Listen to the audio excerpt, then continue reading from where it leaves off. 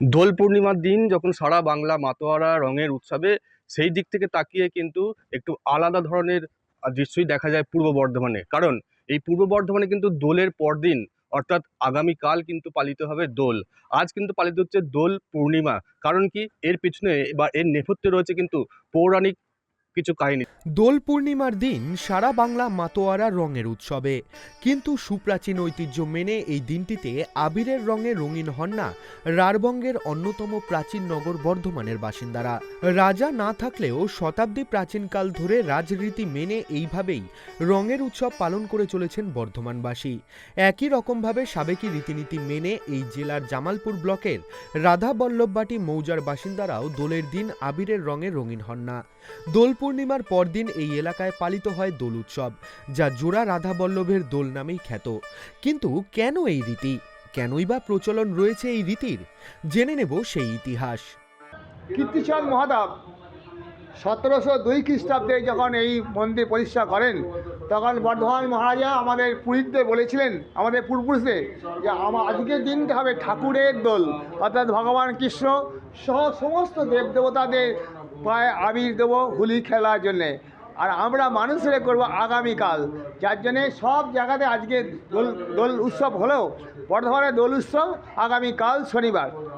আমাদের দেখতে পাচ্ছেন এই পুজো হয় আগামীকাল পূর্ণিমা, পূর্ণ রাত্রি ছিল, সারা রাত ছিল। আমাদের এখানে বাবা সত্যনারায়ণ ভগবান শ্রীকৃষ্ণের দোলযাত্রা উপলক্ষে বহু ভক্তকে আমরা এরকম দেখতে এইসব দিচ্ছেন আবির, এই আবির আমরা দিচ্ছি ভক্তদের। এবং এই যে মঠ পুষ্প দেখছেন, এই প্রসাদ দিচ্ছি, প্যাকেটে প্যাকেটে ভোগ প্রসাদ দিচ্ছি। বাইরে দোল, ওই জন্য আজকে বিভিন্ন মন্দিরে পুজো দেওয়ার মাধ্যমে মেতে উঠেছি এবং বন্ধু বান্ধবদের সাথে কিছুটা খেলবো। এবং কালকে মেনলি যেহেতু বর্ধমানে দোল, তাই কালকে সেলিব্রেট করার ইচ্ছা আছে। এখন এসেছি সর্বমঙ্গলা মন্দিরে, বর্ধমানের সর্বমঙ্গলা মন্দির। ভিড় মোটামুটি আছে, সবাই দর্শনার্থীরা আসছেন, পুজো দিচ্ছেন। রাজা না থাকলেও আজও বর্ধমানবাসী সেই ঐতিহ্য মেনে রঙের উৎসব পালন করেন পরের দিন।